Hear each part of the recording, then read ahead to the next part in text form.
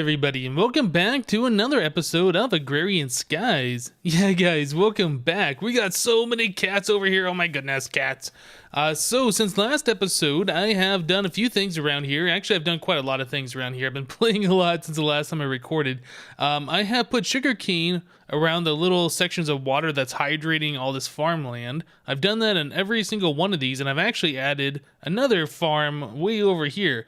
This one we got going with soybeans all of the time. I put a little section over here with our experience berries just because we don't need that much soybeans, but we do need them.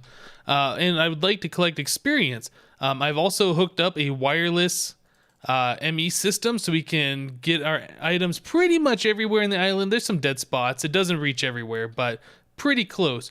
So we've got up to 15,000 lettuce now, which is pretty good. We got 13,000 tomatoes, which I believe is more than what we needed for our quests, but that's fine. We can let those go for a little bit longer. Let's see, is there anything else? I have made a bunch of toast for another quest. Yeah, we got a bunch of bacon cheeseburgers. There's yet another quest that requires bacon mushroom cheeseburgers, I believe. So we have to figure out a way to get mushrooms for those. I've just been preparing all these other things we've seen already. But yeah, we've got quite a lot of sugarcane going. The essence, we have 739. This is just collecting all of the time when I'm just AFK or whatever. So experience isn't really an issue anymore.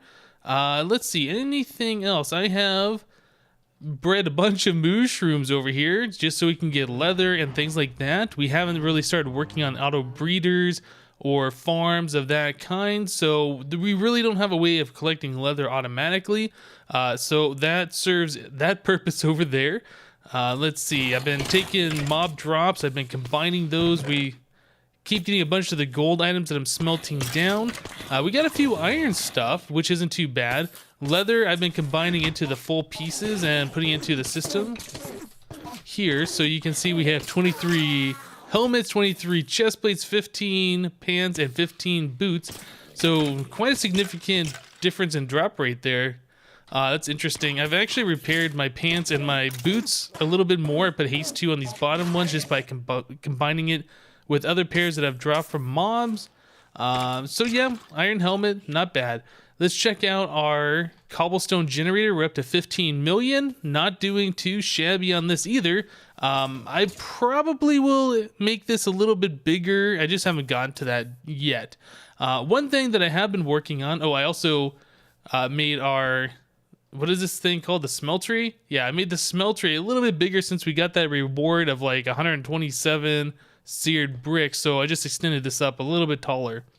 One of the things I've been working on off camera is this guy right here. I'm trying to find a way to automatically take one of my shovels, like this excavator here, and skill it up without me having to mine every single block. So I've been putting the excavator into the autonomous activator right here. So that is always left clicking. And then I'm filling up these autonomous activators over here with like sand or whatever. See, we got a piece of dust right here. So let me show you how this thing's working. Yeah, let's do sand. We'll turn sand into dust. Let's just grab a bunch of this. So we put the sand in here and it gets piped out into all these autonomous activators. Okay, maybe it just goes into the one. Yeah, this thing doesn't work unless there's a sand block right in the center there, and then it'll break 2 at a time, and depending on how many more get full, it'll break that many because we have an excavator in there. Okay, so another thing that I found out, you can upgrade excavators to have the hammer effect, like the diamond hammer, and that's what I've done with this guy right here. I have made a new excavator, and I've leveled this one all the way up, and I put a hammer, a diamond hammer as a modifier. You can see it changes the appearance of it. It looks like a crazy, like a morning star or something. But yeah, it now has the effect smashing on it. So this will take sand, turn sand into dust, and we have a vacuum hopper down here. It's collecting all those things that it is mining. You can see we're doing 4 at a time right now. If we had more sand in there, it'd be doing more at a time. And this is really awesome because not only is that a fast way to skill up your excavator if you have one. Let's go and fill this up more, and we can see it doing 9 at a time. It's a fast way to level up your excavator. It's also a fast way to turn sand into dust, turn gravel into sand.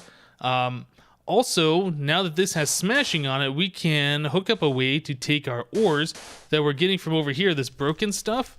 We can take the broken ores, turn it into the gravel, put the gravel over here, smash that, turn that into the crushed ore, and then take that and then again turn it into the sand, and then turn the sand into the dust form that we smelt. So there's a lot of cool stuff that we can do with this thing.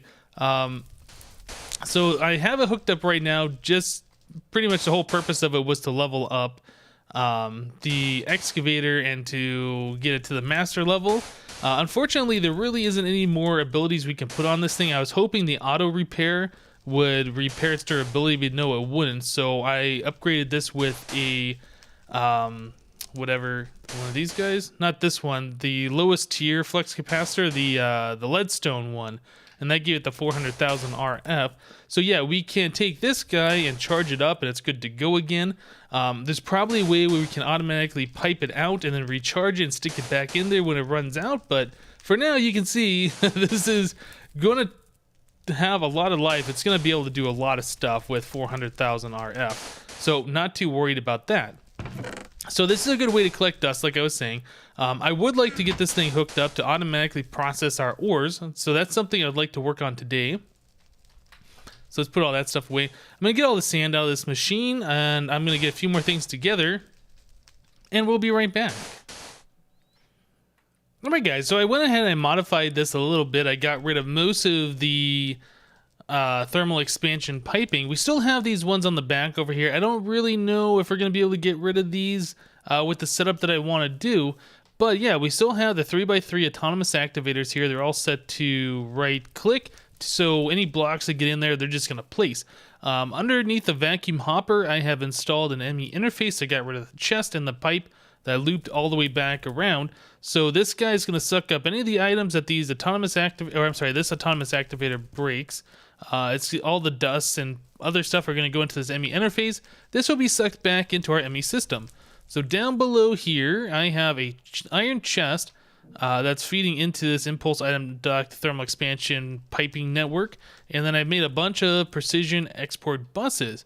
Now the reason why I wanted to do these is because with these you can set a recipe. Like if I wanted to export precision export buses, we can set it to move single item / craft, and if it has a recipe in our Mac over here, it'll craft the item and then place it into the chest. Well, we're not going to be doing that with these export buses. Obviously, we are going to be doing that with the different types of ores. So we're getting the broken ores over here from automatically sieving gravel. So we want to combine those broken ores into the ore gravel, and then we want to stick those into this chest, and then we're going to extract all the items from that chest into our autonomous activators to be placed in the world to be broken by our excavator. Okay, makes sense. So we not only need to do that with the ores, but we also have to do that with the sand. And I think there's another stage, maybe not. Maybe it's just the gravel and the sand has to be broken. So we might not need that many precision export buses, but that's fine. We can use those for other things. So first things first, we need to get our ME network over here so we can go directly off this. Just go and bring this guy all the way over. Should be fine. And yeah, that can go right there. And we're like that. Good. So anything that goes in this ME interface will now go into our ME network because it's connected all the way over here. Okay, so now we can set up this precision export bus to export items. But now this is going to require us to start making patterns and putting patterns into our Mac over here. So I haven't really done too many of those. These are those failed patterns that we never used before. This might also get us to upgrade our Mac finally. The Mac is great, but like I said, this is in its basic form. It has one CPU, I think, so it can craft 2 items at a time, which is really, really slow. And it only has 1 page worth of stuff, so this will fill up and then we won't be able to auto-craft anything else. So I think upgrading this guy might be something we do today. I'm not sure if we have all the resources or not. We have 465 Certus quartz, which is a lot, but it might take a bunch of time to craft everything. I'm not sure. But let's start getting this thing going. So we want to get some broken ore. Let's do iron. So We'll do 1 piece of iron. We'll come over here and put those guys in there. So we want to do broken, broken, broken, broken. Turns into an iron ore gravel. Let's go ahead and craft that guy. And we can stick that right here. Awesome. So now we need to get a piece of iron gravel ore.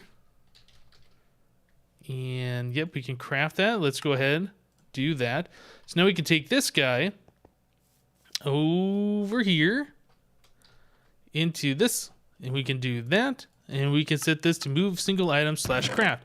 Now it should start crafting those. There we go. There they are. And once we get our impulse item duct to have the pneumatic servo to start extracting items, that'll start going automatically into our system. So let's do that ignored. So now it's pulling out. And there it is. Okay, so yeah, kind of a problem that it's going to that very first one instead of going to the top ones first and then stacking. We're probably going to have to change how this setup is. I would like the bottom ones to be filled last and the top ones to be filled first. So if we have items up here, it'll drop, come down, then drop, then come down. We can do 3 at a time, even though it might be a little bit slower. But I think that's probably going to be the best way to do it. I'm not sure what the best way. I'm not sure if we set this thing up here. Let me see. Where's my thing? So if I set these to vacuum mode up top, I don't know if that's going to be the first that it goes, or since it goes through these pipes first, if it ends up here first. I guess that's something we can experiment with. Whoop. Oh yeah, look at that. We just got one right here. So I think that might be the case. Let me go ahead and grab the ones out of this bottom middle one. And if I stick in this iron chest, where does it go? Look at that. It goes to the top ones. Awesome. So maybe, actually, what I want to do, let's take that off, vacuum, take that off, vacuum. We want it the top center one, because if it fills up these sides, it's not really going to do anything. We want it in the center so our autonomous activator has something to break. So let's go ahead and get rid of, oh, you know what, let's, oh no, I'm doing things wrong.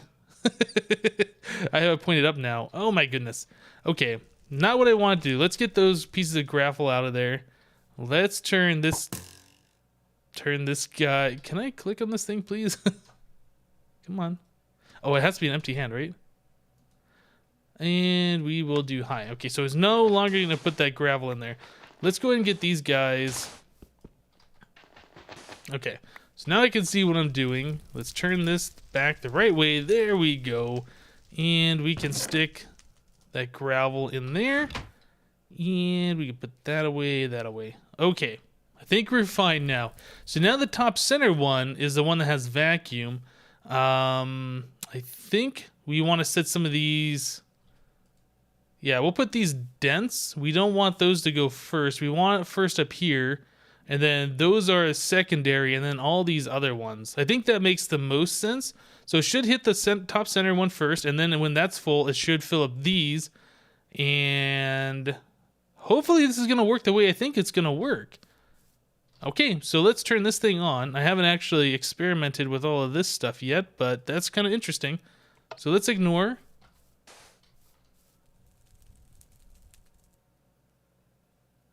Okay, it went to the bottom one. Why did it go there? I have no idea. Oh, probably because it's closer. It has to go through 2 dents to get here. Okay, let's turn that off. That's probably, I should be experimenting with this off camera. I'm sorry, guys. I think this is how we want it set up now. So it should go here first and then over here, I think. Let's go and break that guy. And put those in there. So what happens now? Okay, so that makes sense. That's doing what we want to do. And then all that crushed stuff goes right into our ME interface, which gets sucked right back into the system. Okay, I think that's how we want this set up. Yeah. So it should hit these side ones last, and I'm hoping that once it hits this vacuum, it should go over here first. Okay, well, I guess we'll find out a little bit later once we get more of these things hooked up. All right, guys, so you see how this works. Let me go ahead and make some more patterns, get the rest of those guys going, and hopefully we can start automatically crushing our ore over here. See you in a bit, guys. All right, there we go. So now we got all sorts of different types of our gravel being automatically turned into the gravel and being crushed into the crushed pieces. So that's great. So now Let's see. Gravel. Yeah, we have all those. It's automatically crafting them. Let's put all those back in the system. Okay, so now the next thing, we need to do the same exact thing with all these crushed ores. So we got a bunch of iron, and this will turn it into the sand, I do believe, and then the sand gets pulverized into the dust powder, and then those need to be turned into the regular dust blocks. Okay, so a little bit more to do. I need to repeat this step, I guess 8 more times for all the 8 different types of gravel that we're doing, and get another precision export bus hooked up. So let me do that, and we'll be right back. Alright guys, so now we got both the gravel and the sand done, or at least the pattern is done. I still need to hook up these cables down here. We can see this thing in action. I was wrong, it said there was only 8 of these. There's actually a total of 9, so I had to use another export bus over here. I forgot the silver gravel before. So let's connect this cable right there, and this one right here, and now we should be crafting a whole bunch of stuff, and this thing should be filling up with both the sand and the gravels now. So yeah, that's awesome. So now we can get all the way down to, what is it, the pulverized stage? Yeah, so now we're collecting all this pulverized stuff. That's going to go ahead and do all of the different types of pulverized ores that we have, which is awesome. Now, if only there was a way we could have it so it evenly split all these ores between like all these different ones. But, you know, whatever. I'm pretty happy with the way this is turning out now. So the next thing is we need to get even more patterns to automatically craft those pulverized stuff into regular ores. But, you know, at this point, we pretty much have everything that we need to just, you know, craft a whole bunch of these and then dump it over here into our smeltery right in this chest, and it'll automatically smelt things for us. So we don't, I don't know. I mean, I guess it would be cool to have everything completely automated, that we have the gravel going completely into ingots by the end of the day. That's something we could work towards. Another thing I'd like to do is get some more export buses on this thing to get gravel filling these guys up all the time. So that might be the next thing we work on. We still have a bunch of these precision export buses left. In fact, we have 5 of them, and there's 5 of these autonomous activators over here, so we might hook that up. We're gonna have to find a way to get the gravel from here over to there, but you know, that shouldn't be too difficult to do. This should all go into our ME system anyway, instead of these deep storage units, or at least these deep storage units should be a part of our ME network, one of the two. So yeah, let me go ahead and start working on a few more things around here. We are going to start filling, actually, you know what? You know what? Let's not do that. I can do that off camera. That's nothing that interesting. Let's go ahead and finish up these other quests that we had going that I started. There's actually a few more over here. Yeah, I'll do that stuff off camera. So I've made up all the seared stone that we need. I've made up these double compressed sand that took a lot of sand to do. A lot of off camera stuff. And I made some stuff so we can do enchanting, but we don't need to do that today. Let's go grab our book. This quest book here, yep, and let's start submitting some of these things. And I believe those are all for the hoarding quest. Let's open that up. Yeah, Sands of Time. So we need 100 double compressed sand. Boom, got those done. That's gonna give us 4 cyclic assemblers, which I'm not sure what we're gonna do with. 2 full hearts and a reward bag, and we have to pick one of these. Let's pick the one on the right. Awesome. Let's see, what else did we need? We had, was it, which one was the one with the seared? No, it's not this one. There it is, this one. So this required 100 seared stone, which we have. Boom. And that's going to give us the full heart. And 1 of 3 reward bags. Let's choose the middle one. Okay, so those 2 are done. So now we got a bunch of reward bags to open. Let's try this one. Magnesium dust. Is that good? It says it's a nice reward. Hopefully that's good. Oh, legendary. And here's a good one. Let's do good. Paper, hold shift for more info. Respiration 3. Alright, so not so good reward. Whatever. And finally, let's do a legendary reward bag. Boom. And that's going to give us 4 more efficiency runes. Not bad. That'll help us upgrade our blood altar for later. Alright guys, so that is pretty good. We have 3 more hearts to eat. Boom, boom, boom. We're at 40 remaining. Oh yeah, so that is awesome. Alright, so one thing that I'm noticing is, yeah, if you're doing a whole bunch of ores at once, like you got them stockpiled like I do, the vacuum hopper fills up and then it doesn't grab all the items and you get items exploding everywhere. So, yeah, something to keep in mind. You might want to keep watch on your vacuum hopper or use some other form of collecting the items. But yeah, you can just shift click them all into your ME interface, no problem. But yeah, this thing's working pretty well, getting all of our ores smashed automatically. How's the durability on this thing doing? Oh, we're, you know, about halfway done, and then we can go recharge that, no problem at all. Yeah, this thing is awesome. I should have set up something like this a little bit earlier. Now, one more thing I didn't mention is I put these blocks on top of this autonomous activator because there's more pieces of dust and stuff in my testing that were getting stuck on top of the autonomous activator, and since the vacuum hopper is below it, they're just kind of like sitting on top of this thing trying to go through the block, but they couldn't. So this just kind of prevents the blocks or those drops from going on top of the autonomous activator.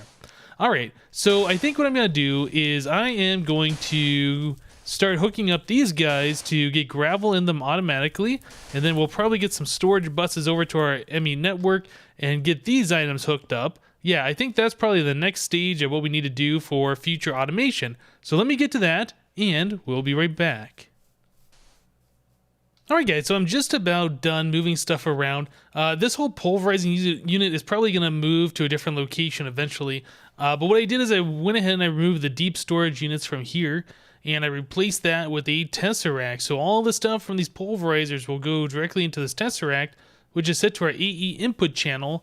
So everything from there goes directly into our ME network. I've hooked up our 3 deep storage units down here. They have storage buses on them, and their pattern is set. And I have this set to a high priority of 512, just to make sure whenever we get gravel into our system, it goes to these deep storage units.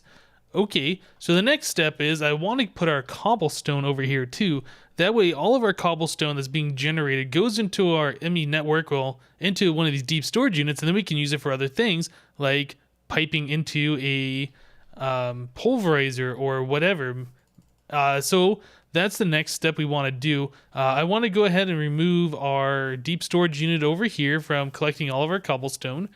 And before I hook up the tesseract, I want to hook this up on a storage bus. So let's, oh, you know what? Let's get everything set up over here first. Let me grab one piece of cobblestone. Whew, that's going fast. All right, so we need one piece of cobblestone. And, oh, I thought I had another storage bus. Do I not have another storage bus? Yeah, I must have put it into my network. Okay, so we'll stick that guy right here.